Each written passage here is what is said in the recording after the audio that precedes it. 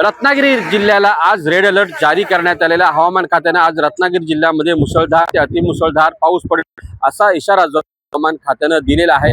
त्यामुळे रत्नागिरी जिल्ह्यातल्या शाळा आणि महाविद्यालय यांना सुट्टी देण्यात आहे। काल पडलेल्या मुसळधार पावसामुळे खेडमधल्या दही परिसरामध्ये लँडस्लाइड झालं।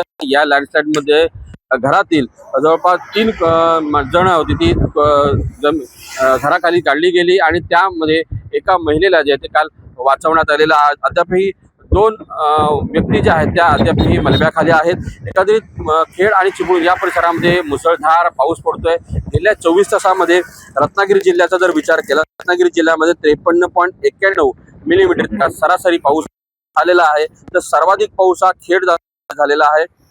त्यामध्ये 108.80 मिलीमीटर इतका पाऊस झालेला आहे। तर चिपळूणमध्ये 100.77 मिलीमीटर इतक्या पावसाची नोंद झालेली आहे।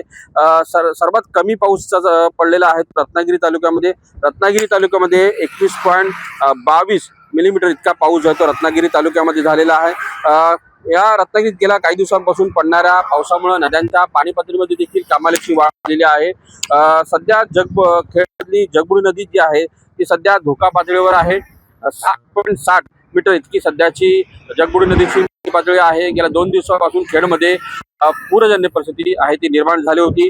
खेड नदीची धोका पातळी ही 7 मीटर आहे, पण सध्याची जी जगबुडी नदीची पाणी पातळी आहे ती 7.60 मीटर इतकी आहे। एकंदरीत पाहिलं तर आज रेड अलर्ट आहे। सकाळपासून पावसाचा जोर जरी कमी असला तरी समुद्र किनारपट्टी भागामध्ये वेगवान वारे वाहताना पाहायला मिळतात।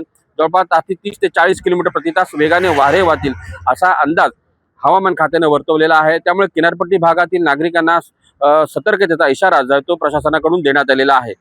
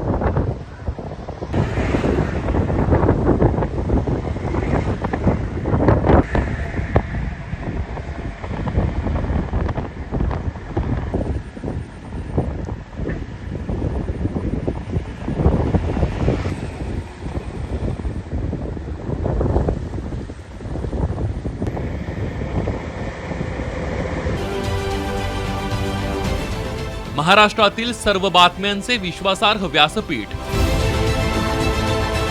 सकाळच्या सर्व सोशल मीडिया प्लॅटफॉर्मला लाईक, फॉलो आणि सबस्क्राईब करा। तसंच सर्व नोटिफिकेशनसाठी बेल आयकॉन प्रेस करायला विसरू नका।